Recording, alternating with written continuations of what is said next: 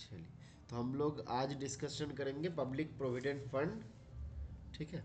और जितना लोग है यहाँ पे जुड़ा हुआ, अच्छा कौन कौन है जिसके पास पीपीएफ का अकाउंट नहीं है अभी तक, एक बार पब्लिक चैट में बताइए।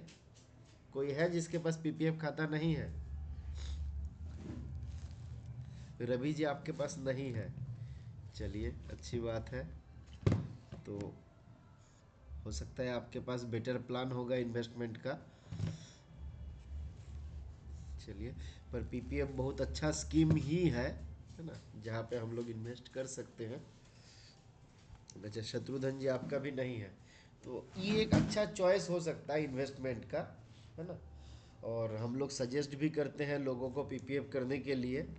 कुछ फ़ायदा इसका है, सबसे इम्पोर्टेंट फ़ायदा के भीतर एक है कि कुछ भी हो जाए, पीपीएफ का जो पैसा है उसका इवन कोर्ट अटैचमेंट भी नहीं होता है।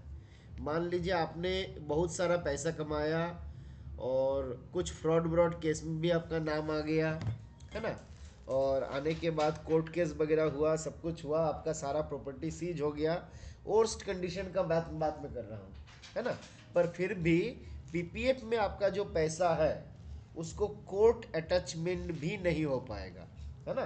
तो आपका पैसा आपका ही रहेगा, चाहे बाकी सारा पैसा सीज हो जाए, कोई आपसे मतलब सब कुछ छीन ले। पर पीपीएफ का पैसा, जैसे भाई मेरे पास माँ है भाई, वैसे आप बोल पाइएगा कि मेरे पास पीपीएफ है भाई, है ना। तो ये एक खासियत तो पीपीएफ का है। दूसरा एक बहुत इम्पोर्टेंट चीज़ जो है पीपीएफ का, rate of interest in case of loan कितना परसेंटेज है, कोई बताइएगा। हालांकि लिमिटेशन है, मैक्सिमम 4 बार ही, मतलब 4 टाइम 4 साल के भीतर ही आपको ये लोन लेना रहता है। आज हम लोग डिस्कस करेंगे उसके बारे में। पर रेट ऑफ इंटरेस्ट कितना है पीपीएफ के लोन से, अगर आपके अकाउंट पे अच्छा खासा पैसा है तो पीपीएफ से लोन का रेट ऑफ इंटरेस्ट है 1%। ठीक है, अभिजीत जी, रवि जी, केवल 1%। ये पर एनम है, पर मंथ नहीं, 1% पर एनम। ठीक है, तो बहुत बेहतरीन आपका फैसिलिटीज़ भी इसमें दिया जाता है, रेट ऑफ इंटरेस्ट भी काफ़ी हाई है। अब आपका जो म्यूचुअल फंड्स वगैरह के बराबरी तो नहीं कर पाएगा, या फिर आपका जो हम लोग शेयर में स्टॉक जो इन्वेस्टमेंट करते हैं उसका बराबरी तो नहीं कर पाएगा, पर आपका अच्छा खासा रिटर्न देता है, और ऑलमोस्ट गारंटेड रिटर्न हम लोग बोल सकते हैं, है ना। तो चलिए देख लेते हैं एक बार पीपीएफ का क्या फीचर्स है, कौन इसको ओपन कर पाएगा, कितना इसका टर्म है, तो सारा चीज़ हम लोग एक एक करके देखते हैं। तो पहला चीज़ जो हम लोग याद रखेंगे, पीपीएफ जो होता है ये 15 साल के टर्म के लिए होता है। कितने दिन के लिए होता है? 15 ईयर्स, है ना। तो 15 साल के लिए पीपीएफ खाता खोला जाता है, और करेंट रेट ऑफ इंटरेस्ट जो इसका है ये है 7.1%। और जैसे हमारा सेविंग्स खाते में इंटरेस्ट मिलता है, वैसे ही हमारा पीपीएफ खाते पर भी इंटरेस्ट कैलकुलेट किया जाता है। और ये जो इंटरेस्ट कैलकुलेशन होता है ये होता है based on interest bearing balance, यानी कि आईबीबी। तो आईबीबी के आधार पे पीपीएफ में, एसएसए में और एसबी में इंटरेस्ट कैलकुलेशन होता है। बस अंतर क्या है कि एसबी के केस में महीने का 10 तारीख से लेके आखिरी दिन तक इसके भीतर का जो लोएस्ट क्लोजिंग बैलेंस रहता है उसको देखा जाता है। और पीपीएफ और एसएसए के केस में 5 तारीख से लेके लास्ट डे तक, है ना, 5 तारीख से लेके लास्ट डे तक इसके भीतर का जो लोएस्ट क्लोजिंग बैलेंस रहेगा वो हमारा आईबीबी के कैलकुलेशन में काम आता है। ठीक है, आईबीबी के लिए उसको हम लोग रेफर करते हैं। ठीक है, तो ये दो चीज़ हम लोग देखा, पीपीएफ का, एसएसए का इंटरेस्ट कैलकुलेशन का प्रोसेस। आईबीबी देखिए, जैसे हम लोग ऑलरेडी डिस्कस किए, लोएस्ट बैलेंस, बेसिकली इसको हम लोग बोलते हैं lowest closing balance between fifth and last day of the month, है ना। 5 तारीख से लेके महीने का लास्ट डे जो है इसके भीतर जो लोएस्ट क्लोजिंग बैलेंस रहेगा उसी को हम लोग आईबीबी लेते हैं। अकाउंट कहाँ पे ओपन हो सकता है? तो बोला जा रहा है कि सारा डिपार्टमेंटल पोस्ट ऑफिस में ये खाता मेरा ओपन किया जा सकता है। अब खाली डिपार्टमेंटल पोस्ट ऑफिस नहीं, इसके साथ साथ जितना मेरा ब्रांच पोस्ट ऑफिस है वहाँ पे भी मैं इसको खोल सकता हूँ। और इवन जो डिफरेंट ऑथोराइज्ड बैंक है उस बैंक में भी मैं पीपीएफ का खाता खोल सकता हूँ। और बैंक से लेके पोस्ट ऑफिस में, और पोस्ट ऑफिस से लेके बैंक में, एक पोस्ट ऑफिस से लेके दूसरे पोस्ट ऑफिस में, तो ये सारा जगह पे ट्रांसफर का फैसिलिटी जो है हमारा पीपीएफ के केस में अवेलेबल है। आपका मान लीजिए आपने एसबीआई में जाके पीपीएफ खाता खोला था और आपको लगता है कि नहीं एसबीआई अच्छा सर्विस नहीं दे रहा है, इससे बेटर मेरा डिपार्टमेंट ऑफ पोस्ट देता है, तो चलिए आ जाइए, आपको स्वागत करेंगे हम लोग, है ना। चलिए अब आते हैं हम लोग types of public provident fund, different प्रकार का जो पब्लिक प्रोविडेंट फंड है उसके बारे में देख लेते हैं। तो यहाँ पे एक बात याद रखना है, पीपीएफ खाता जो है ये केवल सिंगल ओपन किया जाता है। पीपीएफ खाता जो है ये केवल सिंगल ओपन होता है, यहाँ पे जॉइंट खाता का कोई प्रावधान नहीं है, जॉइंट खाता यहाँ पे नहीं खोला जाएगा। एक तो यहाँ पे आप सिंगल खाता खोल सकते हैं, और दूसरा और एक ऑप्शन यहाँ पे रखा गया, जो बच्चा माइनर है, माइनर मतलब बिलो 18 ईयर्स ऑफ एज, वो बच्चा through guardian, through guardian PPF खाता खोल सकता है। अब यहाँ पे देखिए एक स्पेशल बात जो दूसरे प्रकार के सेविंग्स खाते में नहीं है। बाकी सारा स्कीम के केस में मैंने क्या देखा था कि अगर कोई बच्चा जिसने 10 साल का एज जिसका हो चुका है वो क्या कर सकता था, खाता डिफरेंट टाइप का S B R D T D M I S different प्रकार का जो खाता है वो दोनों ऑप्शन रहता था। एक वो चाहता था तो सेल्फ खोल पाता था, एक चाहता था तो थ्रू गार्जियन खोल पाता था, है ना, याद करके देखिए। बट पीपीएफ के केस में अगर वो माइनर है मतलब बिलो 18 ईयर्स ऑफ एज है, तो 10 साल से ज़्यादा उसका एज हो, है ना, या ना हो, डजेंट मैटर, वो आपका सेल्फ वाला ऑप्शन उनके लिए लागू नहीं रहेगा। मतलब उनको थ्रू गार्जियन ही खोलना पड़ेगा। जब तक कोई बंदा माइनर है तो उनको थ्रू गार्जियन ही खोलना पड़ेगा, मेजर होने के बाद जाके वो अपने नाम पे खाता खोल सकता है। तो ये एक यूनिक चीज़ है जो आपको याद रखना रहेगा। और पूरे देश भर में, चाहे आपका बैंक में हो चाहे आपका पोस्ट ऑफिस में हो, अगर आपके पास एक पीपीएफ खाता है तो आप दूसरा नहीं खोल सकते। ऐसा नहीं कि मेरे बैंक में एक पीपीएफ खाता है और इधर पोस्ट ऑफिस में जाके दूसरा पीपीएफ खाता है, तो वो नहीं चलेगा। आपको आइदर बैंक और पोस्ट ऑफिस दोनों के भीतर किसी एक जगह को चूज करना पड़ेगा और वहां पे आपका खाता रहेगा। ठीक है, अच्छा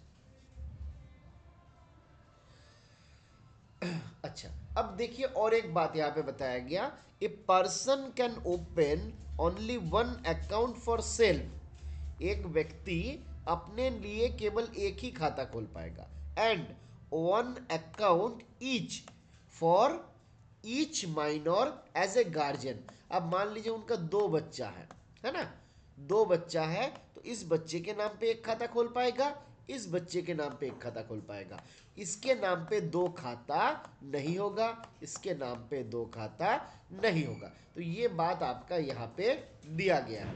ठीक है, चलिए अब यहाँ पे और एक इंपॉर्टेंट बात याद रखिएगा कि माइनर खाते पे जो हमारा माइनर अकाउंट है, माइनर अकाउंट उसमें जो डिपॉजिट हम करेंगे प्लस ओन अकाउंट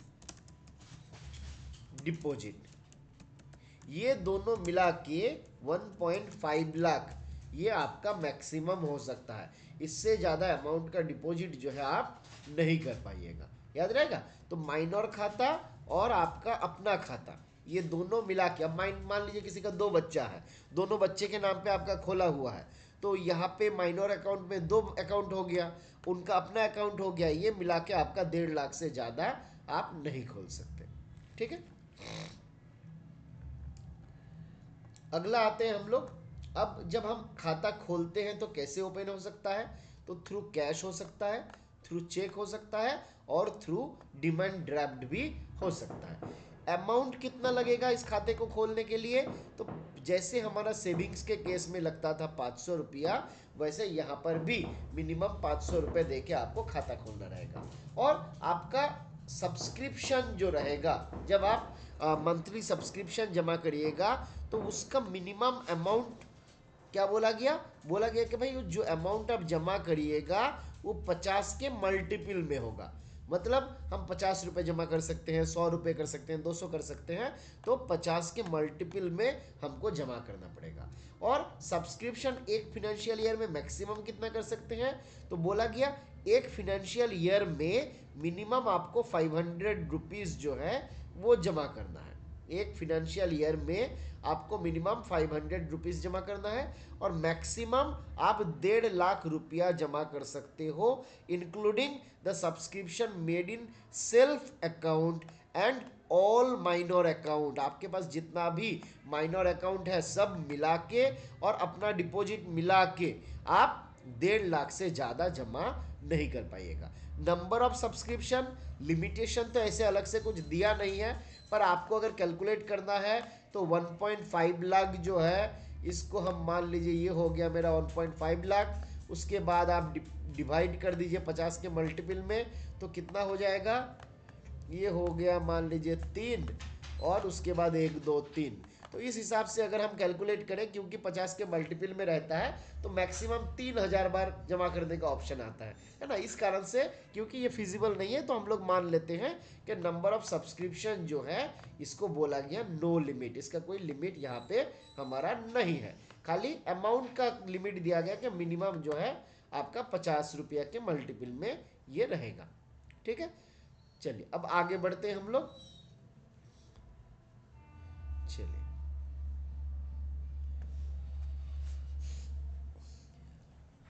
अगला क्या बताया जा रहा है, अगला आते हैं हम लोग मिनिमम सब्सक्रिप्शन। हम लोग कितना देखा था, एक बार फटाफट पब्लिक चैट में बताइए, मिनिमम सब्सक्रिप्शन मैंने कितना देखा था,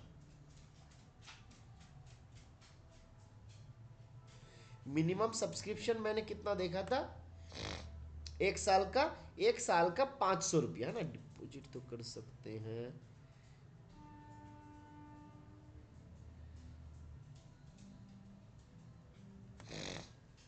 एक साल का मिनिमम डिपॉजिट कितना है, 500 है। तो अगर ये 500 रुपया जो मेरा मिनिमम डिपॉजिट एक फिनेंशियल ईयर में करना है, अगर मैं ये डिपॉजिट नहीं करूंगा तो मुझको कुछ पेनल्टी देना रहेगा, जैसे हमारा डिफॉल्ट फी हम लोग बोलते हैं या पेनल्टी हम लोग बोलते हैं। तो ये डिफॉल्ट फी का अमाउंट कितना है, तो ये है ₹50, है ना, ₹50 ये हमारा पेनल्टी लग जाता है अगर मैंने 500 रुपया जमा नहीं किया तो। ठीक है, अब if the minimum subscription of ₹500 is not made in the initial year of opening, then the account should be closed without interest। अब मैंने क्या किया, खाता खोला, और जब मैंने खाता खोला उस इनिशियल ईयर में, है ना, उस इनिशियल ईयर में अगर किसी कारणवश ऐसा होता है कि मिनिमम 500 रुपया जो जमा करना रहता है वो जमा नहीं किया गया, जैसे पहले हम लोग देखिएगा पिनाकिल जब आया हुआ था हम लोग जीरो बैलेंस पे खाता ओपन करते थे, करने के बाद उसमें आपका अमाउंट जो है डिपॉजिट करते थे, जिस कारण से उस टाइम पे बहुत सारा सेविंग्स अकाउंट ऐसा भी था जिसमें फंडिंग हुआ भी नहीं था, है ना। बहुत सारा खाता खोलना रहता था, बहुत लोग आता था और बहुत लोगों का हम लोग जमा कर भी नहीं पाते थे, है ना। तो ये क्या हुआ, इस प्रकार से अगर कोई अकाउंट मान लीजिए आपका सफिशिएंटली फंडेड नहीं होता है, यानी कि मिनिमम सब्सक्रिप्शन अर्थात 500 रुपीज़ जो है अगर इनिशियल ईयर ऑफ ओपनिंग जब हम खाता खोल रहे हैं उस टाइम पे उसमें जमा नहीं होता है, तो उस अकाउंट को क्लोज कर दिया जाएगा और उस साल के लिए उनको कोई इंटरेस्ट भी नहीं दिया जाएगा। तो the account will be closed without interest. Clear है, आगे बढ़ते हैं हम लोग।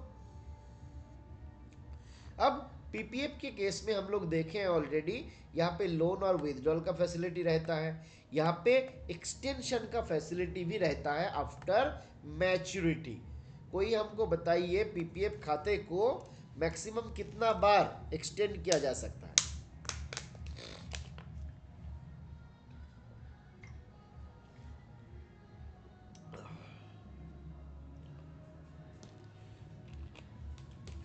No limit, very good. अच्छा बताइए कितने दिन के लिए एक एक बार हम एक्सटेंड कर सकते हैं, कितने साल के ब्लॉक में हम इस खाते को एक्सटेंड कर सकते हैं?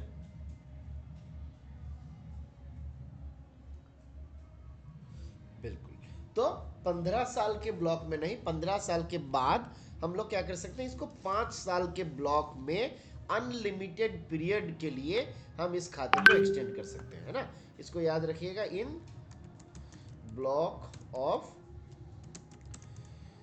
5 years, ठीक है। तो 5 साल का जो ब्लॉक होगा, उस 5 साल के ब्लॉक में अनलिमिटेड पीरियड के लिए हम लोग इसको एक्सटेंड कर सकते हैं। अब फीचर्स क्या क्या दिया जा रहा है, तो बोला जा रहा है पीपीएफ खाते में इनकम टैक्स का रिबेट दिया जाता है, इसका जो इंटरेस्ट होता है वो आपका टैक्स फ्री है ना। इसमें कोई किसी भी प्रकार का कोर्ट अटैचमेंट नहीं होगा, है ना। तो जो बात मैं आपको शुरू में बता रहा था, देखिए एक इनकम टैक्स रिबेट इसमें दिया गया। तो पीपीएफ में आप पैसा जमा करते हैं under section 80C of income tax का एक्ट, कौन सा ईयर का बताइए, इनकम टैक्स एक्ट ऑफ 1961, है ना। Under section 80C of IT act 1961 ये आपका इनकम टैक्स रिबेट यहाँ पे मिलता है, ठीक है। इसके बाद क्या बोला गया, इसमें जो इंटरेस्ट मिलता है, पीपीएफ से जो इंटरेस्ट मिलता है ये भी आपका टैक्स फ्री है, एग्जेम्प्टेड फ्रॉम टैक्स है, इसके ऊपर भी टैक्स नहीं लगेगा। फिर नो कोर्ट अटैचमेंट, कुछ भी हो जाए, है ना, इसमें कोर्ट अटैचमेंट का आपका ऑप्शन जो है नहीं है। फिर मान लीजिए ट्रांसफर करने का फैसिलिटी, एक पोस्ट ऑफिस से हम दूसरे पोस्ट ऑफिस में ट्रांसफर कर सकते हैं, एक पोस्ट ऑफिस से मैं बैंक में ट्रांसफर कर सकता हूं, और बैंक से मैं पोस्ट ऑफिस में भी ट्रांसफर कर सकता हूं। तो ये सारा फैसिलिटी जो है पीपीएफ खाते में दिया जाता है, जो दूसरे जगह पे आपका थोड़ा समस्या रहता है, नहीं भी मिल सकता है ना। तो ये हमारा पीपीएफ का एक खासियत है। आगे आते हैं हम लोग, अब आते हैं इसका जो खास बात है, उसके भीतर एक है इसका लोन का फैसिलिटी। ये खतरनाक है, देख लीजिए लोन कब से कब तक मिलता है। तो बोला गया from the 3rd financial year to the 6th financial year. आप अगर किताबी भाषा में जाइएगा तो थोड़ा सा कंफ्यूजन होने का चांसेस रहता है, क्योंकि वहां पे बोला गया फ्रॉम द फर्स्ट, बोला गया इस प्रकार से, from the after the first financial year from the end of the financial year in which the account was opened, इस प्रकार से कुछ लैंग्वेज आपका दिया हुआ है ना, कि जिस फाइनेंशियल ईयर में मेरा पीपीएफ खाता खोला गया। मान लीजिए ये आपका फाइनेंशियल ईयर मैं ले लेता हूँ 21-22 वाला, है ना। चलिए एक हम लोग यहाँ पे नोट भी कर लेते हैं कि मैंने क्या किया, मेरा पीपीएफ खाता जो है उसको ओपन किया, अकाउंट जो है उसको ओपन किया, कब ओपन किया, मान लीजिए 21-22 में ओपन किया, है ना। तो ये हो गया 21-22 में ओपन। अब हमारा फर्स्ट फाइनेंशियल ईयर क्या हो गया, फर्स्ट फाइनेंशियल ईयर, इसके बाद 21-22 में मैंने ओपन किया। अब 21-22 के बाद कितना आता है, 21-22 सॉरी 22-23, है ना, 23-24, 24-25, 25-26, 26-27, थोड़ा सा बोरिंग लग सकता है, ध्यान दीजिए, सावधानी अगर घटेगा तो दुर्घटना घटेगा, है ना। तो सावधानी को हटने मत दीजिए, इधर देख लीजिए। तो ये हो गया मेरा, मान लीजिए 21-22 जो फिनेंशियल ईयर था जिसमें मैंने खाता खोला था, है ना। 21-22 फिनेंशियल ईयर का एक डेट हमको कोई बताइए, 21-22 फिनेंशियल ईयर जो है इसका कोई एक डेट हमको कोई बताइए। 21-22 फिनेंशियल ईयर का मतलब क्या हुआ, फिनेंशियल ईयर 2022 का 31 मार्च के पहले खत्म हो जाएगा, है ना, 22/2/2022, बिल्कुल। तो ये डेट हम लोग ले लेते हैं। मान लीजिए खाता को खोला गया 22/2/2022 में, तो ये कौन सा फिनेंशियल ईयर में आ रहा है, 21-22 के भीतर आ रहा है। तो 21-22 में आपको लोन मिलेगा कि नहीं बताइए, 21-22 में आपको लोन मिलेगा कि नहीं मिलेगा, 21-22 में आपने खाता खोला था, 21-22 में लोन मिलेगा? नहीं मिलेगा, तो नो लोन, है ना। अब आते हैं हम लोग अगला फिनेंशियल ईयर 22-23। बताइए इसमें आपको लोन मिलेगा कि नहीं मिलेगा? इसमें 22-23 में, वेरी गुड, इसमें भी आपका लोन नहीं मिलेगा। अब आ जाते हैं अगला फिनेंशियल ईयर में। अब बताइए इसमें लोन मिलेगा कि नहीं मिलेगा? 23-24 में, वेरी गुड राकेश जी, इसमें आपका यस हो जाएगा आंसर। तो देखिए फिनेंशियल ईयर कब ओपन किया गया था? 21-22 में। तो हम क्या बोले थे? From third financial year to sixth financial year. तो फर्स्ट फिनेंशियल ईयर जिसमें हमका लोन मिला कहाँ पे? ये थर्ड फिनेंशियल ईयर में। ये क्या था मेरा? ये था मेरा थर्ड फिनेंशियल ईयर, है ना। ये कौन सा मेरा फिनेंशियल ईयर था? ये था मेरा थर्ड फिनेंशियल ईयर। उसके बाद अगला में आ जाते हैं हम लोग। ये हो गया फोर्थ, ये हो गया फिफ्थ, और ये हो गया मेरा 26-27 सिक्स्थ, है ना। तो मैंने क्या बोला था? थर्ड से लेके सिक्स्थ फिनेंशियल ईयर तक लोन मिलेगा। तो मेरा 23-24 में लोन मिलना स्टार्ट हुआ, 26-27 तक हमको लोन मिलेगा। तो ये मेरा हाँ हो गया, मतलब लोन मिलेगा। यहाँ पे भी अगर हम आए तो लोन मिलेगा, यहाँ पर लोन, और यहाँ पर लोन। क्लियर है? तो पहला जिस साल हम ओपन किया उसमें लोन नहीं मिलेगा, अगला फिनेंशियल ईयर में लोन नहीं मिलेगा, थर्ड में, फोर्थ में, फिफ्थ में और सिक्स्थ में आपको लोन मिलेगा। अब ये सिक्स्थ के बाद जब हम सेवेंथ फिनेंशियल ईयर में आएंगे, बताइए लोन मिलेगा कि नहीं मिलेगा? सेवेंथ फिनेंशियल ईयर में हमको लोन मिलेगा कि नहीं मिलेगा? नहीं मिलेगा। ये बात को ध्यान दीजिए, यहां पे आपको लोन नहीं मिलेगा, यहां से आपको विदड्रॉल मिलेगा। याद रहेगा? तो सेवेंथ फिनेंशियल ईयर ऑनवर्ड हर फिनेंशियल ईयर में आप पीपीएफ खाते से विदड्रॉल कर सकते हैं। कितना विदड्रॉल कर पाइएगा ये हम लोग आगे देखेंगे। क्लियर है? यहां तक क्लियर है? थर्ड से लेके सिक्स्थ फिनेंशियल ईयर तक लोन मिलेगा। अगर कोई पीपीएफ खाता डिफॉल्टेड हो चुका है तो उस डिफॉल्टेड खाता में आपको लोन नहीं मिलेगा, है ना। और ये जो हमारा लोन मिलेगा, अब आते हैं हम लोग कितना मिलेगा। अब आते हैं हम लोग कितना मिलेगा। बड़ा इंटरेस्टिंग चीज है, थोड़ा सा ध्यान दीजिएगा ना, मजा आ जाएगा। और ध्यान नहीं दीजिएगा तो थोड़ा सा बोरिंग आपको लग सकता है। ठीक है, चलिए अब देखिए, मान लीजिए ये 4 फिनेंशियल ईयर में मैं अप्लाई कर सकता हूं। अब मान लीजिए यहां पर मैंने लोन के लिए अप्लाई कर दिया, यहां पर मैंने एप्लीकेशन किया लोन के लिए, ठीक है, थर्ड फिनेंशियल ईयर में। अब क्या बोला जा रहा है, देखिए बोला जा रहा है 25% of the balance held on 31st March of second preceding year। तो मैंने अप्लाई कहाँ किया? यहाँ पे, है ना, यहाँ पे मैंने अप्लाई किया। इसका प्रीसीडिंग ईयर क्या है? ये हो गया मेरा फर्स्ट प्रीसीडिंग, फिर ये हो गया मेरा सेकंड प्रीसीडिंग, है ना। तो सेकंड प्रीसीडिंग ईयर जो है उसके एंड में जो बैलेंस रहता है, तो 21-22 का लास्ट दिन क्या होगा? 31/3/22, है ना। तो 31/3/2022 में इस खाते में जो बैलेंस रहेगा, मान लीजिए उस दिन मेरे खाते में 10,000 बैलेंस था, तो 10,000 का 25% कितना हो जाएगा? 2500 रुपये हो जाएगा। तो ये 2500 रुपया हमको क्या होगा? उस साल आपका उस जगह पे लोन मिलेगा। क्लियर है? अब ये 10,000 के बदले 1 लाख कर दीजिए तो आपको 25,000 लोन मिलेगा। 10 लाख कर दीजिए तो 2.5 लाख का लोन मिलेगा, है ना। अब बताइए 2.5 लाख का लोन है और उसमें रेट ऑफ इंटरेस्ट है 1%, है ना। तो ये बहुत अच्छी बात है। अब मान लीजिए हम मान लेते हैं कि 26-27 में मैंने क्या किया? लोन का एप्लीकेशन किया। तो आप लोग हमको कैलकुलेट करके बोलिए, मान लीजिए मेरा डेट हो गया 1/3/27, ठीक है।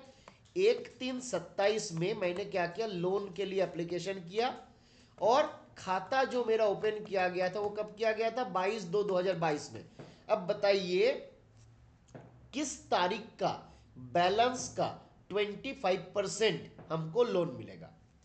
एप्लीकेशन मैंने कब किया? 1/3/27 में, ठीक है। 1/3/27 कौन सा फाइनेंशियल ईयर में आ रहा है? 1/3/27 मतलब 26-27 में आ रहा है ना रवि जी, 26-27 में आ रहा है, 27-28 में हम नहीं गए। 1/4 अगर हो जाता ना तो आपका वो 27-28 में आ जाता। तो हम 7th में नहीं है, हम 6th में है। आप इसको इस तरीके से याद रखिएगा, 22-23 मतलब 23 के मार्च में खत्म होगा, 23-24 मतलब 24 के मार्च में खत्म होगा। तो फाइनेंशियल ईयर जब हम बोलते हैं तो इस तरीके से बोलते हैं, है ना। तो 1/3/27 में अगर हम अप्लाई करें, कौन सा तारीख का बैलेंस का 25% हमको मिलेगा। तो मैंने कहाँ पे अप्लाई किया पहले आप देख लो। मैंने अप्लाई किया कहाँ पे? यहाँ पे अप्लाई किया। तो मेरा फर्स्ट प्रीसीडिंग क्या हो जाएगा? ये हो जाएगा मेरा फर्स्ट प्रीसीडिंग। मेरा सेकंड प्रीसीडिंग क्या हो जाएगा? ये हो जाएगा मेरा सेकंड प्रीसीडिंग। तो सेकंड प्रीसीडिंग का लास्ट डे कौन सा है? 24-25 का। 24-25 का लास्ट डे कितना हो जाएगा? 31/3/25, है ना। सही बोला या गलत बोला? गलत बोलेंगे तो बताइएगा। 31/3/24, 24-25 फाइनेंशियल ईयर का। अब्दुल जी बाकी लोग बताइए। 31/3/25 है तो फाइनेंशियल ईयर 24 में खत्म होगा या 25 में खत्म होगा? 25 में हो जाएगा ना। तो 31/3/25 में मेरे खाते में जो बैलेंस रहेगा उसका 25% हमको यहाँ पे लोन मिलेगा। क्लियर है? लोन वाला हमारा क्लियर हो गया। आगे बढ़ते हैं हम लोग। अब क्या क्या और दूसरी बातें यहाँ पे बताया गया कि जब हम लोन लेंगे तो एक कंडीशन दिया है कि भाई अनलिमिटेड पीरियड के लिए तुमको नहीं रखना है। आपको क्या करना है? लोन को 36 मंथली इंस्टॉलमेंट में पे कर देना है। याद रहेगा, लोन जो रहेगा उसको कितने दिन में पे कर देना है? तो within 36 monthly installment, 36 monthly installment के भीतर इसको पे कर देना है। आप चाहते हैं तो इसको लम सम में भी पे करते हैं। जैसे प्राइवेट कंपनी वगैरह रहता है, वो बोलता है कि नहीं लम सम में दोगे तो नहीं चलेगा, तुमको ये इंस्टॉलमेंट में ही देना है। पर पीपीएफ ऐसा बात नहीं बोलता है, बोला कि भाई पैसा है तो दे दो। आपने क्या किया? आपने मान लीजिए पीएलआई का एजेंसी ले लिया और आपको 70,000 का इंसेंटिव आ गया सपोज, है ना। किसी महीने में 2 महीना 3 महीना लगा के मान लीजिए 70,000 का इंसेंटिव आ गया। तो 70,000 का इंसेंटिव आ गया तो आप क्या कर सकते हो? लोन एक बार में पे कर दीजिए, है ना। तो ये ऑप्शन मेरे पास अवेलेबल रहता है पीपीएफ के केस में। अब आते हैं हम लोग लोन का इंटरेस्ट, जो हम ऑलरेडी आपको बताए हुए हैं कि कितना है। 1% इसका रेट ऑफ इंटरेस्ट है। देखिए 1% only from the day of subsequent month, है ना। If repaid with in 36 month तो एक महीना आप 1% लगेगा आपका रेट ऑफ इंटरेस्ट। और कहां से लगेगा? From the first day of the subsequent month, जिस महीने में आपका यहाँ पे एक्चुअली मुझे लग रहा है थोड़ा सा आपका ये किया हुआ है, सब्सिक्वेंट मंथ नहीं होता है। जिस महीने में यहाँ पे इसको, चले एक बार मैं इसको करेक्शन करवा दूंगा आपका चेक करके। जितना हमको याद आ रहा है कि लोन के लिए जब हम अप्लाई करते हैं तो जिस महीने में हम अप्लाई करते हैं उस महीने का 1 तारीख से ही आपका लोन का इंटरेस्ट जो है वो आपका कैलकुलेशन स्टार्ट हो जाता है। मान लीजिए आज 11/12 में मैंने क्या किया? लोन के लिए अप्लाई किया, तो मेरा लोन का इंटरेस्ट चालू हो जाता है 1/12 से। और मान लीजिए आज के दिन में 11/12 मान लीजिए 2027 तक आपने क्या किया? मान लीजिए 26 तक आपने पे कर दिया, है ना। तो 11/12/26 में जब आप पे करिएगा तो हम लोग आपको इंटरेस्ट लेंगे 31/12/26 तक, ठीक है। तो ये कॉन्सेप्ट जितना हमको याद आ रहा है इस जगह पे यही होता है। फिर भी एक बार मैं देख के आपको इसको कंफर्म कर दूंगा, ठीक है। चलिए, तो ये मेरा रेट ऑफ इंटरेस्ट कितना लगेगा? ये फुल पीरियड के लिए, मतलब जब मैंने लोन लिया उस महीने का 1 तारीख से लेके जब मैंने पे किया उस महीने के आखिरी दिन तक हमको इंटरेस्ट पे करना रहता है। और यहाँ पे रेट ऑफ इंटरेस्ट हो जाता है 1%। अब इस 36 मंथली इंस्टॉलमेंट के भीतर अगर किसी ने लोन का इंटरेस्ट जो है, लोन का जो पेमेंट जो है अगर वो नहीं किया तो वहाँ पे क्या होता है? तो तो बोला जा रहा है यहाँ पे जो पार्शियल अमाउंट रह गया, मान लीजिए 1 लाख का लोन लिया और मेरा 25,000 जो है छूटा हुआ है, तो उस अमाउंट के ऊपर क्या हो जाएगा, इंटरेस्ट लग जाएगा 6% के रेट में। वो अमाउंट के ऊपर आपका फुल इंटरेस्ट लग जाएगा कितना, 6% के दर में। सब्सिक्वेंट लोन जो है हम केवल तभी देंगे जब प्रीवियस लोन को कोई रिपे करेगा।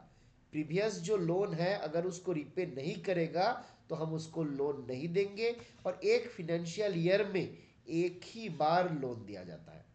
ये बात याद रखना है, एक फिनेंशियल ईयर में एक ही बार आपका लोन दिया जाता है।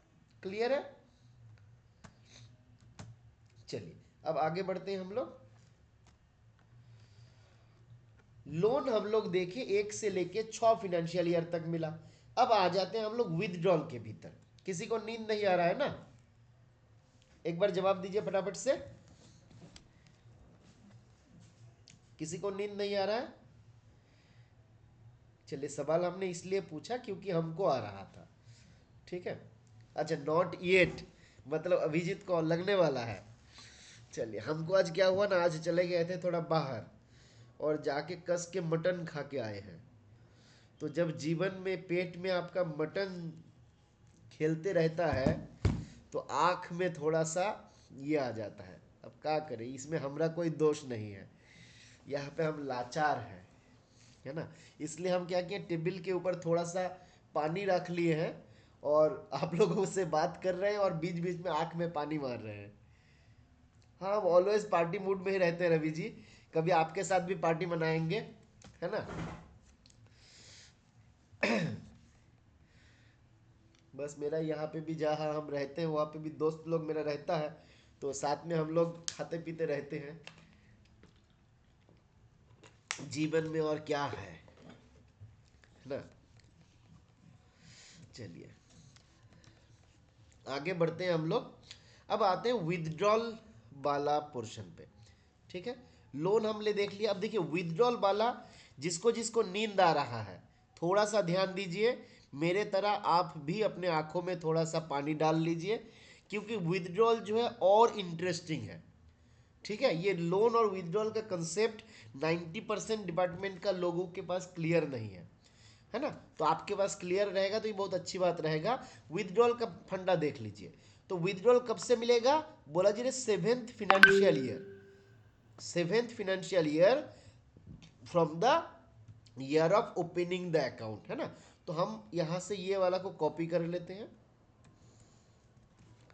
इसी को लेके हम लोग अगले पेज में आते हैं, है ना। तो हमको थोड़ा सा समझने में आसानी रहेगा। ठीक है,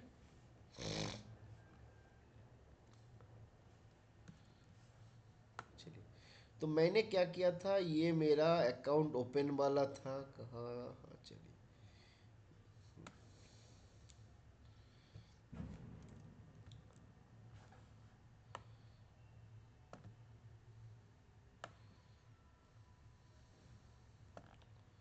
ठीक है। तो ये मेरा खाता कब खोला गया था, पहले ये मैंने खाता खोला था 21-22 में, ठीक है। तो ये हमने देखा था पहले साल लोन नहीं मिलेगा, अगले में नहीं मिलेगा, फिर लोन मिलेगा, है ना। फिर ये लोन हमने देख लिया था, फिर 4 बार आपका लोन मिल सकता है, तो इसको हम लोग मान लेते हैं लोन 1, ये हो गया मेरा लोन 2, ये हो गया मेरा लोन 3, ये हो गया मेरा अगला वाला हो गया मेरा लोन 4, है ना। तो यहाँ तक मेरा लोन 1 2 3 4 करके आ गया। अब जब ये 26-27 खत्म हो गया, 27-28 से हमने क्या देखा था कि नहीं, हमको लोन नहीं मिलेगा, हमको विथड्रॉल मिलेगा। अब बात आता है, ये तो यहाँ तक मेरा क्लियर है ना, कि 27-28 से हमको क्या होगा, विथड्रॉल मिलेगा। अगला फिनेंशियल ईयर में जाएंगे 28-29, है ना। ये हमारा एट्थ फिनेंशियल ईयर है, तो इसमें भी हमको विथड्रॉल मिलेगा। तो हर साल हम एक बार करके विथड्रॉल ले सकते हैं। अब मेरा बात ये है कि मान लीजिए मैंने 28-29 में विथड्रॉल के लिए एप्लीकेशन दिया, है ना। यहाँ पे मैंने क्या किया, application for withdrawal, application for withdrawal, ठीक है, मैंने विथड्रॉल के लिए एप्लीकेशन किया। अब मेरा बात ये है कि मान लो मेरे खाते पे इस समय पे 10,000 बैलेंस था, इसमें मेरा 20,000 बैलेंस था, इसमें मेरा 1 2 3 4 5 बैलेंस था, इस समय पे मेरे खाते पे 1,50,000 बैलेंस था। उसके बाद थर्ड मान लीजिए मेरे खाते पे 2 लाख बैलेंस था, जीरो घट जाएगा तो बताइएगा। फोर्थ वाले में मेरे खाते पे 2,40,000 बैलेंस था, फिर मेरे यहाँ पे 3 लाख बैलेंस था, 2 3 5, मेरे यहाँ पे 4 लाख बैलेंस था। अब हमको आप बताइए, मैंने एप्लीकेशन किया विथड्रॉल के लिए कब?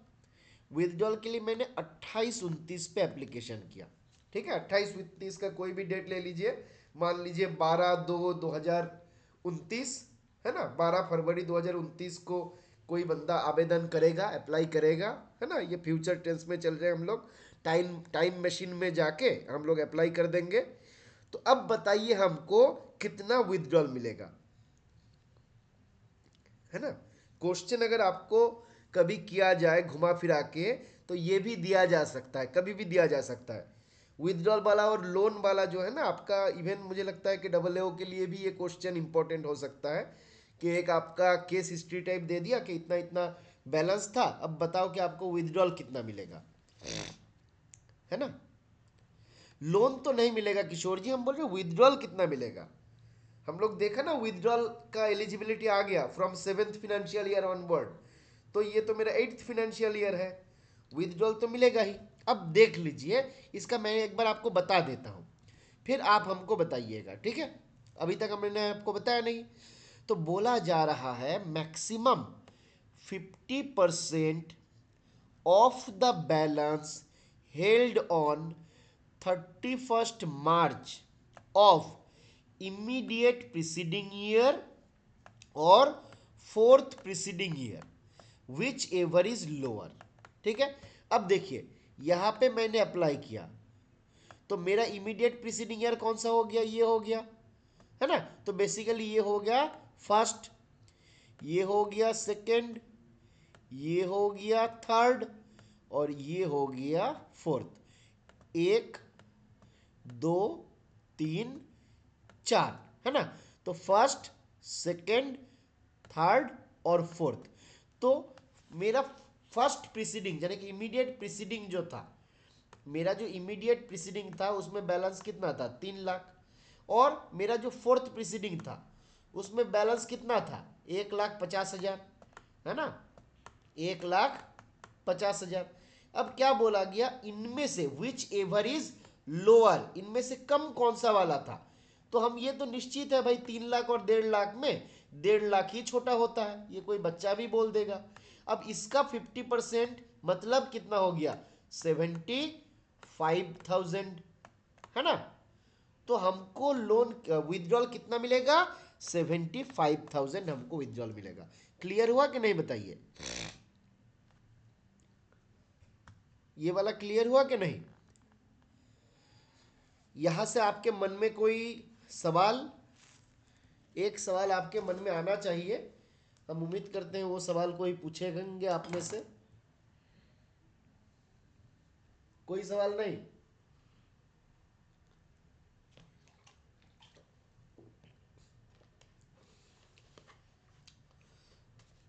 एक सवाल ये होता है ना कि मान लीजिए हम तो पैसा हमेशा जमा करते करते जा रहे हैं। अच्छा अच्छा, ये हाँ चलिए, अभिजीत ने सवाल पूछा सर हमेशा फोर्थ प्रीसीडिंग ईयर का बैलेंस कम होगा, है ना। यही वाला सवाल मैं आपसे ढूंढ रहा था। तो अभिजीत ने जो सवाल पूछा हमेशा फोर्थ प्रीसीडिंग ईयर मतलब क्या हुआ, या इमीडिएट प्रीसीडिंग था, ये मेरा फोर्थ प्रीसीडिंग है। तो अभिजीत बोल रहे हैं कि भाई पहले ये पुराना वाला बैलेंस तो हमेशा कम होगा, है ना, ये वाला बैलेंस ज्यादा होगा। अब अभिजीत जी थोड़ा सा ध्यान दीजिए, मैं मुझको पावर दिया गया, कौन सी का पावर दिया गया, मैं हर साल विदड्रॉ कर सकता हूं खाते से, है ना। मैं खाते से क्या कर सकता हूं, विदड्रॉ कर सकता हूं। अब जब मैं विदड्रॉ करूंगा मेरा बैलेंस घटेगा या बढ़ेगा, मेरा बैलेंस घटेगा कि बढ़ेगा। मैं हर साल अगर विदड्रॉ करता हूं लगातार तो मेरा घटते जाएगा। तो मान लीजिए जब मैंने इस साल विदड्रॉ कर लिया और अगर मान लो मैं डिपॉजिट नहीं किया या 500 रुपये डिपॉजिट कर दिया, तो अगला फाइनेंशियल ईयर में मेरा बैलेंस कितना हो जाएगा, 75,000 घट गया तो 3,25,000 में आ जाएगा। फिर मान लीजिए मैं अगला फाइनेंशियल ईयर में ओपन करूंगा तो यहाँ पे फर्स्ट सेकंड थर्ड फोर्थ, तो 3,25,000 के अगला फाइनेंशियल ईयर में जब मैं जाऊंगा तो मेरा 1,00,000 50% मतलब 1,00,000 विदड्रॉ हो जाएगा, है ना। तो 3,25,000 से फिर घट जाएगा 1,00,000 तो 2,25,000 हो जाएगा। इस तरीके से एक समय कभी भी ऐसा आ सकता है जब आपका इमीडिएट वाला का बैलेंस जो है वो कम होगा, फोर्थ वाला का बैलेंस जो है वो ज्यादा होगा, जिस कारण से गवर्नमेंट ने ये बात को देखा और रखा कि भाई इमीडिएट प्रीसीडिंग और फोर्थ प्रीसीडिंग इन दोनों में जो इसका बैलेंस कम होगा उसका 50% देंगे। ऐसा नहीं कि हम पहले वाला जो था उसका देंगे या फिर हमेशा इमीडिएट वाला का देंगे। तो दोनों के भीतर जिसमें कम रहेगा उसका बैलेंस हम कम देंगे। ठीक है, ये बात याद रहेगा। क्लियर हुआ अभिजीत जी?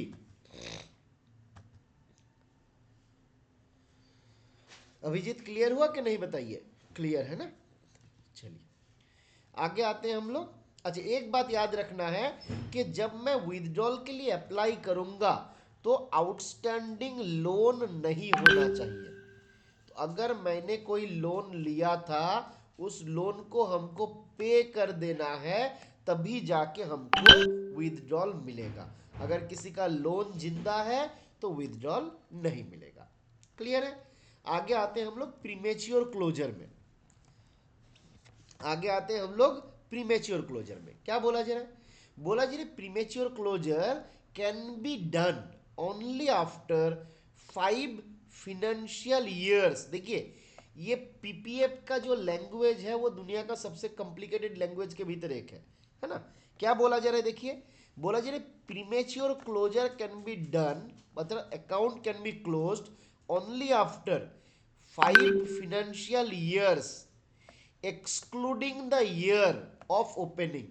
तो मैंने खाता यहां पे ओपन किया, मान लीजिए ये इस फाइनेंशियल ईयर पे मेरा खाता ओपन किया गया, इसको मैंने क्या कर दिया, एक्सक्लूड कर दिया। ठीक है, फिर 5 financial year 1 2 3 4 5, after the 5 financial year मतलब यहां से नहीं मिलेगा, यहां से शुरू होगा। क्लियर है। तो यहां से शुरू हुआ क्लोजर। तो बेसिकली अगर हम शुरू से देखें, फर्स्ट फाइनेंशियल ईयर जिसमें ओपन किया गया, second third fourth fifth sixth seventh, तो देखिए हमारा शुरू कहां से हो रहा है, सेवेंथ फाइनेंशियल ईयर से। अर्थात जब से हमको विथड्रॉल का बेनिफिट मिलना शुरू होता है तब से हम प्रीमेच्योर क्लोज भी कर सकते हैं, है ना। तो देखिए लिखा हुआ क्या है, after 5 financial years excluding the year of opening, but actually इसका मीनिंग क्या है भाई, from the seventh financial year. तो इस लैंग्वेज को आपको समझना है। आपको एग्जाम पे पूछ दिया कि कितने दिन बाद क्लोज कर सकते हो, 5 साल के बाद, सीधा 5 साल, तो आपको समझना रहेगा ये सीधा 5 साल नहीं है। जिस साल मैंने ओपन किया उस फाइनेंशियल ईयर को हमको छोड़ देना है, फिर 5 फाइनेंशियल ईयर जाएगा, उसके बाद से after the expiry of 5th financial year we can close the account. तो 1 साल पहले का था, 5 साल बाद में आया, 5 + 1 हुआ 6, फिर 7th वनवर्ड हम इस खाते को क्लोज कर सकते हैं। क्लियर है। तो ये हमारा प्रीमेच्योर क्लोजर का केस हो जाता है। याद रहेगा ये वाला भी। आगे बढ़े, बताइए एक बार फटाफट से देवी और सजनों, आगे बढ़ा जाए। चलिए, अच्छा किसी ने जवाब नहीं दिया अभी तक। चलिए अब आ गया अभिजीत। अच्छा बाकी लोग एक बार रिस्पॉन्स करिए, थोड़ा हाय हाय कर लीजिए। अरे लोगों को नींद आता है तब भी लोग हाय करता है, और आप लोग नींद नहीं आता है फिर भी हाय नहीं करते हैं। चलिए चलिए, शशि जी का रिस्पॉन्स मिला, रवि जी का। हाँ हाँ, हम लोगों को पूछना पड़ेगा, हाउ इज द जोश, है ना। High sir. चलिए आगे आते हैं। अब क्या बोला जा रहा है, अब प्रीमेच्योर क्लोजर हमने देखा, from the 7th financial year onward premature closure is permissible, but what are the reason behind it, कौन सा ग्राउंड पे प्रीमेच्योर क्लोजर अलाउड रहेगा। तो पहला ग्राउंड जो है, फर्स्ट ग्राउंड क्या है, for treatment purpose, for treatment of serious elements और लाइफ थ्रेटनिंग डिजीजेस, किसका किसका, for children, spouse, parents and self, है ना। तो बच्चे के लिए हो सकता है, पति या पत्नी के लिए हो सकता है, माता पिता के लिए हो सकता है, और खुद के लिए हो सकता है। तो चार केसेस जो आपका लाइफ थ्रेटनिंग डिजीज जो है, ये चारों के भीतर किसी एक को अगर हो जाएगा तो पीपीएफ खाता का प्रीमेच्योर क्लोजर करवाया जा सकता है। फिर ट्रीटमेंट के बाद अगला पॉइंट आता है हायर एडुकेशन। हायर एडुकेशन किसका किसका, तो जो अकाउंट होल्डर है उसका हायर एडुकेशन, नंबर 1। दूसरा, डिपेंडेंट चिल्ड्रन का हायर एडुकेशन।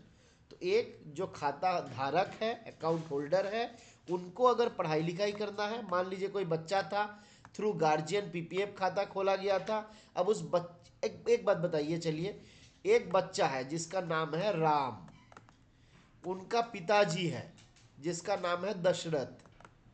अब बताइए, राम के नाम पर दशरथ जी ने पीपीएफ खाता खोला, यहां पे अकाउंट होल्डर कौन है, राम है या दशरथ है। अकाउंट होल्डर किसको बोला जाएगा, जैसे सुकन्या समृद्धि के केस में भी ऐसा आता है, यहां पे मेरा अकाउंट होल्डर कौन होगा, राम या दशरथ, बताइए जल्दी से। अकाउंट होल्डर किसको बोलिएगा, राम को या दशरथ जी को, राम, जय श्री राम, है ना। तो राम जी को हम लोग यहाँ पे अकाउंट होल्डर बोलेंगे, दशरथ को नहीं। तो दशरथ जी कौन होंगे, ये हो जाएगा डिपोजिटर। चलिए, मेरे इस एग्जाम्पल से अगर किसी को बुरा लगा तो उसके लिए मैं माफ़ी चाहता हूँ, है ना।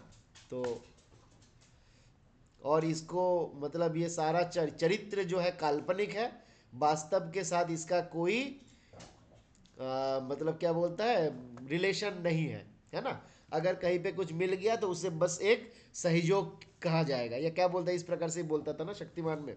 चलिए, तो ये हमारा अकाउंट होल्डर जो है हम लोग देख लिया, डिपेंडेंट चिल्ड्रन हमने देख लिया। चलिए अब आगे आते हैं हम लोग। तो हायर एडुकेशन हमने देख लिया। तो एक था मेरा ट्रीटमेंट, दूसरा था हायर एडुकेशन, तीसरा है change of residency status. Change of residency status का मतलब क्या है, तो मान लीजिए जिसका कोई बंदा एनआरआई हो गया, है ना, तो उसका रेसिडेंशियल स्टेटस जो है वो चेंज हो जाता है। तो बोला जी ने, on change in residency status of the account holder on production of copy of passport and visa in income tax return, है ना। तो अगर कोई अपना रेसिडेंशियल स्टेटस किसी का चेंज हो गया, या फिर मान लीजिए इंडिया का नागरिक था अब है ही नहीं, है ना, तो ये सारा केस में क्या हो सकता है, आपका प्रीमेच्योर क्लोजर जो है आपका अलाउड रहेगा। अब इस प्रीमेच्योर क्लोजर के लिए on the ground of residency status passport का कॉपी देना रहेगा, वीजा का कॉपी देना रहेगा, और इनकम टैक्स रिटर्न ये आपका देना रहेगा, है ना। पासपोर्ट एंड वीजा और इनकम टैक्स रिटर्न ये देख के आप अप्लाई कर सकते हैं प्रीमेच्योर क्लोजर के लिए, ठीक है।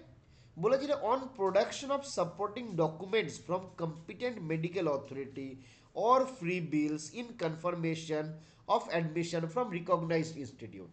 मान लीजिए आपका किसी का फॉरेन में किसी इंस्टीट्यूट में वो पढ़ाई लिखाई करने के लिए वगैरह के जा रहा है, तो वहाँ से भी अगर उस इंस्टीट्यूट से भी एडमिशन का कंफर्मेशन आ जाता है कि नहीं ये आपका 5 साल के लिए मान लीजिए फॉरेन में पढ़ने के लिए जा रहा है, ये सब ग्राउंड पे भी आपका खाता क्लोज करवाया जा सकता है ना। फिर क्या बोला जा रहा है, अब अगर प्रीमेच्योर क्लोजर कोई करता है after 5 financial year from the year of opening of account, जो भी है 7th फाइनेंशियल ईयर के बाद, तो यहाँ पे इंटरेस्ट रेट जो है 1% कम हो जाता है।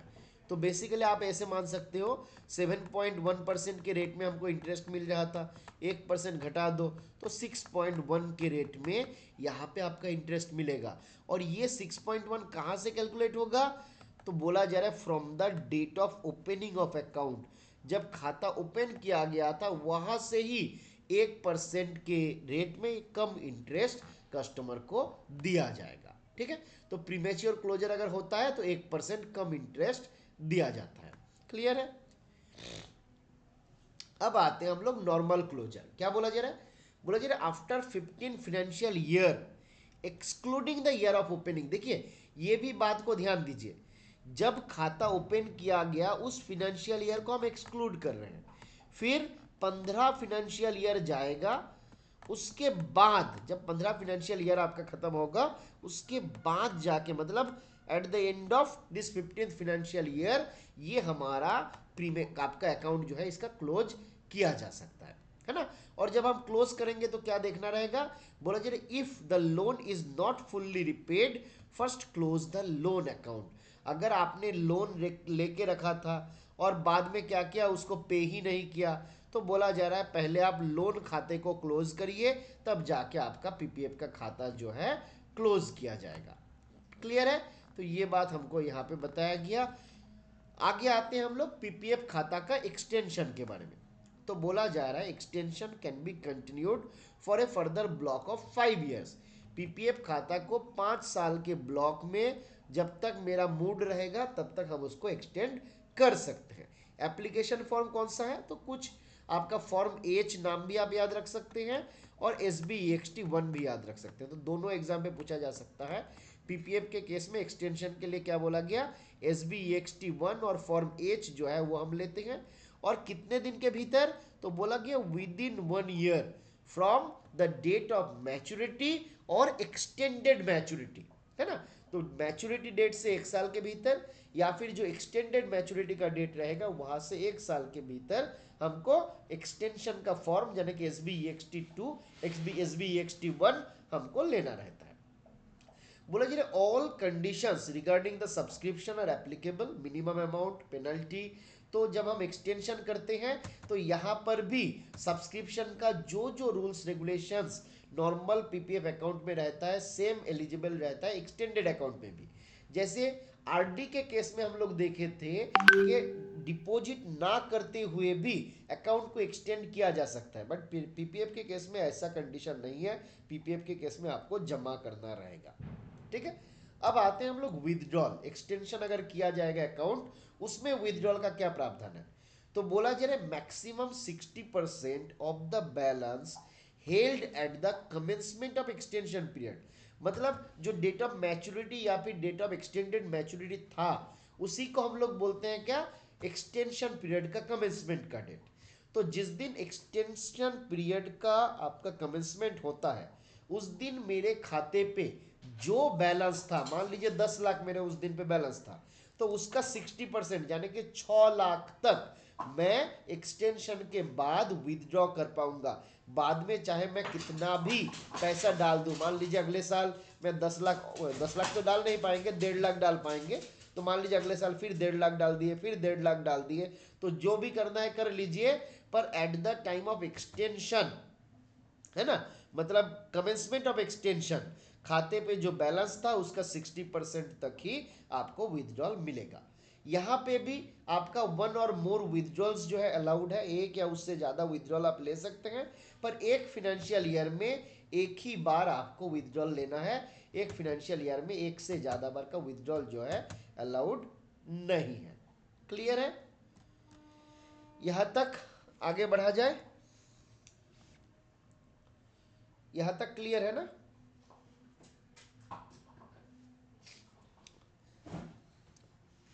चलिए आगे बढ़े, सुकन्या समृद्धि। पीपीएफ इंटरेस्टिंग था कि नहीं, अच्छा था कि नहीं बताइए। पीपीएफ अकाउंट जो है, जैसे लोग बोलते हैं सर्फ एक्सेल अच्छा है वैसे हम लोग बोलते हैं पीपीएफ भी अच्छा है ना। रवि जी का एक खाता खोलने के लिए फॉर्म हम भेज ही देंगे। काश पीपीएफ अकाउंट खोलने पर भी इंसेंटिव मिलता। चलिए अब आते हैं हम लोग सुकन्या समृद्धि अकाउंट या पीपीएफ का छोटा भाई या छोटा बहन आप बोल सकते हैं सुकन्या समृद्धि अकाउंट को। जैसे पीपीएफ है ऑलमोस्ट सेम ही है, थोड़ा बहुत चेंजेस है। जैसे ये अकाउंट जो है स्पेशली गर्ल चाइल्ड जो है उसको बेनिफिट प्रोवाइड करता है। बेनिफिट किसको देता है? तो जो गर्ल चाइल्ड है उन लोगों को ये बेनिफिट देता है। प्रेजेंट रेट ऑफ इंटरेस्ट ये आपका चेंज हो गया, मैं इसको चेंज नहीं किया हूँ। कितना इंटरेस्ट बताइए? पीपीएफ आपका एसएसए में कितना रेट ऑफ इंटरेस्ट है एट प्रेजेंट? बिल्कुल 8.2% जो है एसएसए में आपका प्रेजेंट इंटरेस्ट रेट है ना, जो आपका एससीएसएस के बराबर है। खाता कहाँ खोला जा सकता है? सारा पोस्ट ऑफिस में हम आपका सुकन्या समृद्धि का खाता खोल सकते हैं। नॉमिनेशन फैसिलिटी मैंडेटरी है ना, जैसे सारा सेविंग स्कीम में रहता है। अब यहाँ पे एक बात याद रखना है कि मान लो कि ए मेरा अकाउंट होल्डर है, बी इसका पेरेंट है। अब बी का मान लीजिए ये बी कौन है? इसका फादर है। सी जो है इसका मदर है, ठीक है। अब बी किसको किसको नॉमिनी कर सकता है? और ये मान लीजिए बी और दुनिया में किसी और व्यक्ति को और आदमी को नहीं पहचानता है, उसका कोई और नहीं है, तो बी चाहता है तो किसको किसको नॉमिनी कर पाएगा?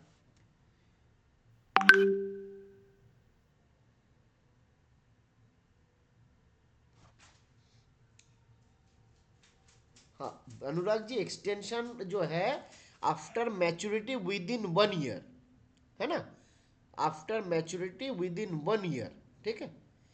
ए को कहां से नॉमिनी कर देगा अभिजीत जी? याद रखना है बी जो है खुद को नॉमिनी बना सकता है और सी को नॉमिनी बना सकता है। इसके अलावा इन लोगों के जानकारी में मान लीजिए कोई और व्यक्ति है एक्स वाई जेड, तो उनको भी नॉमिनी बना सकता है। मेरा बोलने का मतलब ये था बी खुद को नॉमिनी बना सकता है या नहीं। तो याद रखना है कोई भी अकाउंट होल्डर जो गार्जियन है वो किसी दूसरे या तीसरे व्यक्ति को नॉमिनी बना सकता है। जैसे मान लीजिए यहाँ पे सी है, वैसे एक्स हो सकता है, वैसे वाई हो सकता है ना। तो बी जो है एक्स को भी नॉमिनी बना सकता है, बी जो है सी को भी नॉमिनी बना सकता है, वाई को भी नॉमिनी बना सकता है, खुद को भी नॉमिनी बना सकता है, बट ए को नहीं बना सकता क्योंकि अकाउंट तो ए ही का है ना। तो ए को नॉमिनी नहीं बना सकता, बाकी सबको ये नॉमिनी बना सकता है इंक्लूडिंग हिमसेल्फ और हरसेल्फ। क्लियर है? आगे बढ़ते हैं हम लोग। कौन कौन खोल सकता है? तो बोला गया गार्जियन। अब गार्जियन जो है दे मे बी ही और she may be a natural guardian और लीगल गार्जियन। और यहाँ पे जो गार्जियन है जिसके थ्रू खाता खोला जाएगा, थोड़ी देर पहले जो हम लोग डिस्कस किए थे, उनको हम क्या बोलते हैं? उनको बोलते हैं डिपोजिटर। तो बोला जी गार्जियन जो नेचुरल और लीगल गार्जियन होगा, जिसको हम लोग यहाँ पे डिपोजिटर बोलेंगे, can open in the name of a girl child. तो गर्ल चाइल्ड के नाम पे वो खाता खोल सकता है। और यहाँ पे इस गर्ल चाइल्ड को मैं क्या बोलता हूँ? इस गर्ल चाइल्ड को मैं बोलता हूँ अकाउंट होल्डर। तो गर्ल चाइल्ड हो गया अकाउंट होल्डर और जो नेचुरल या लीगल गार्जियन रहेगा वो हो गया डिपोजिटर। कंडीशन क्या है? कंडीशन बोला गया कि only from the date of birth till she attains the age of 10 years. यहाँ पे चलिए, यहाँ पे ना थोड़ा मैंने आपका गलत लिखा हुआ था, ये आपका बिलो 10 ईयर्स होता है। एक बार चलिए कंफर्म कर लेते हैं। जितना हमको याद आ रहा है एसएसए के केस में, इंडिया पोस्ट, चलिए सॉरी गलत जगह कर दिए।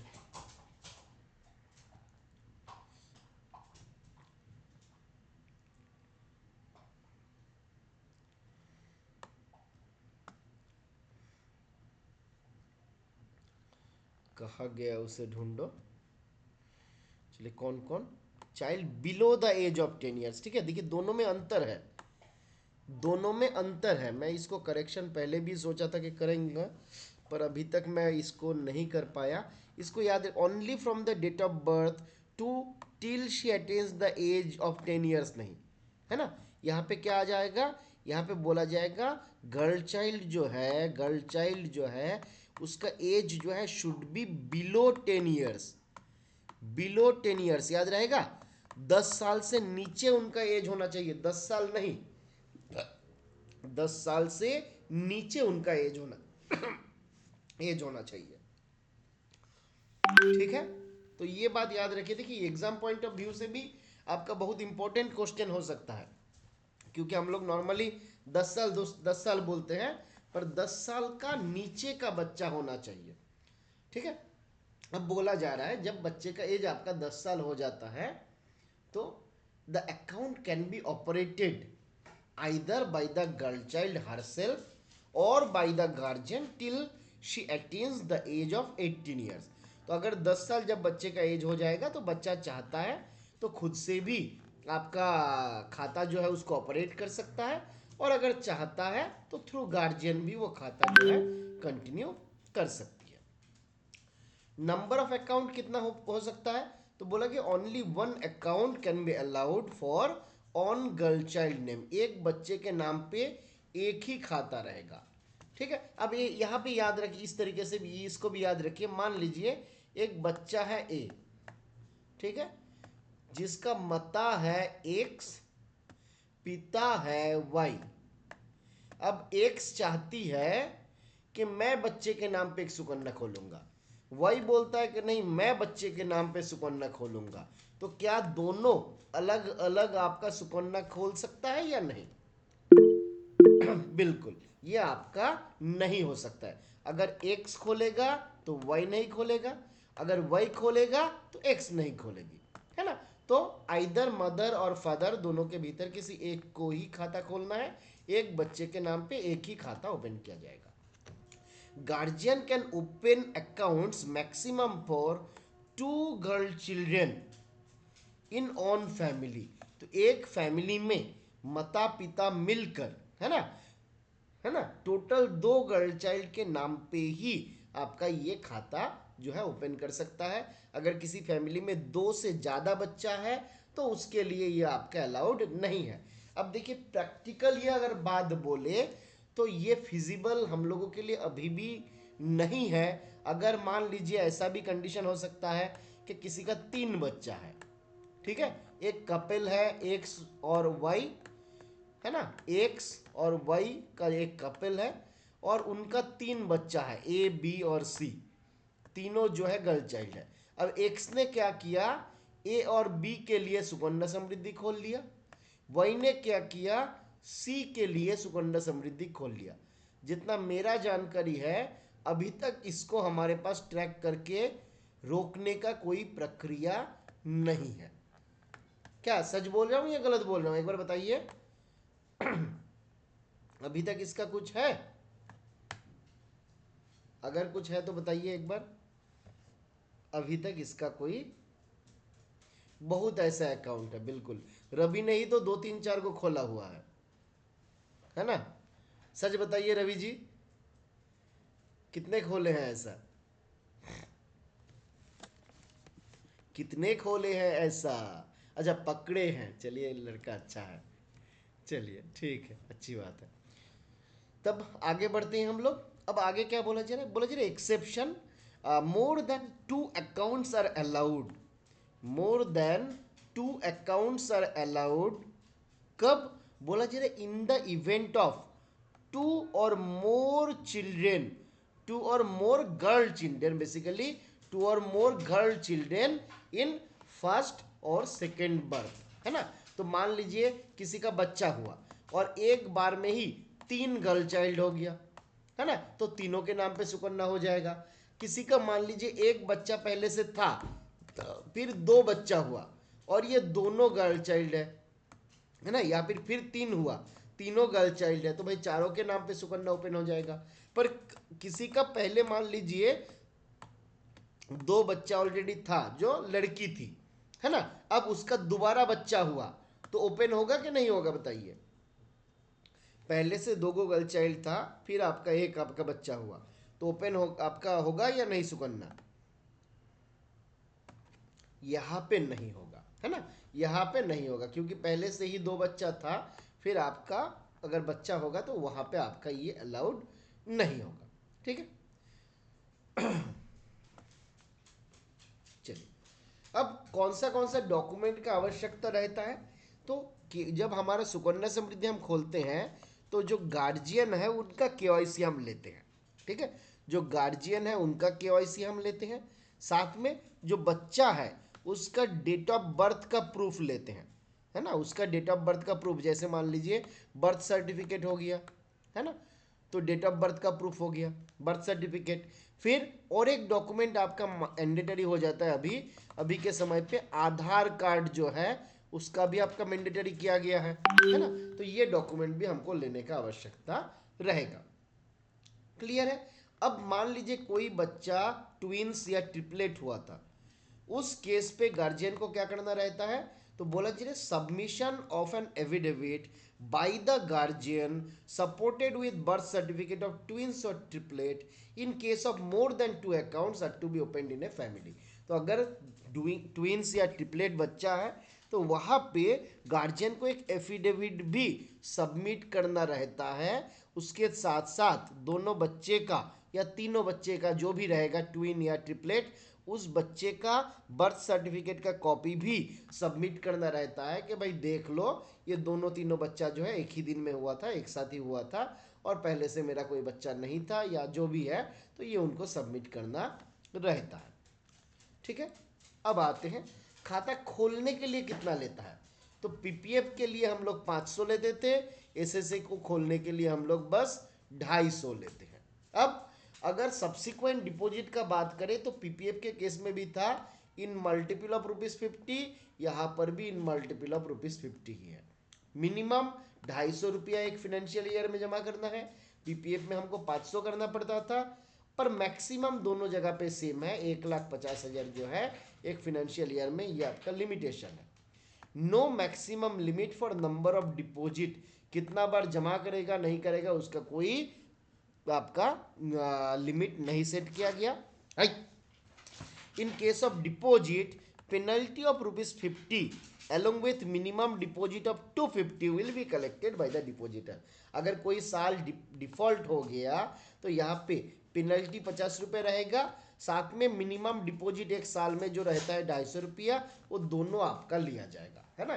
तो एक साल का मिनिमम डिपॉजिट साथ में पेनल्टी, है ना, दे के कस्टमर को जमा करना पड़ेगा। Deposit only up to 15 years from the date of opening, है ना, तो आपका जब खाता खोला गया उसके बाद मैक्सिमम 15 साल के लिए ही इसमें आपका पैसा जमा किया जाएगा। पैसा जो है थ्रू कैश, चेक, डीडी और दूसरा इलेक्ट्रॉनिक मोड में किया जा सकता है। ठीक है, आगे आते हैं हम लोग विथड्रॉल का ऑप्शन। ठीक है, आज हम लोग एसएसए तक ही कंप्लीट करेंगे, कल हम लोगों का ये वाला कंप्लीट हो जाएगा और उसके बाद हम लोग कुछ और भी पोर्शन है सेविंग्स का उसको भी डिस्कस कर लेंगे।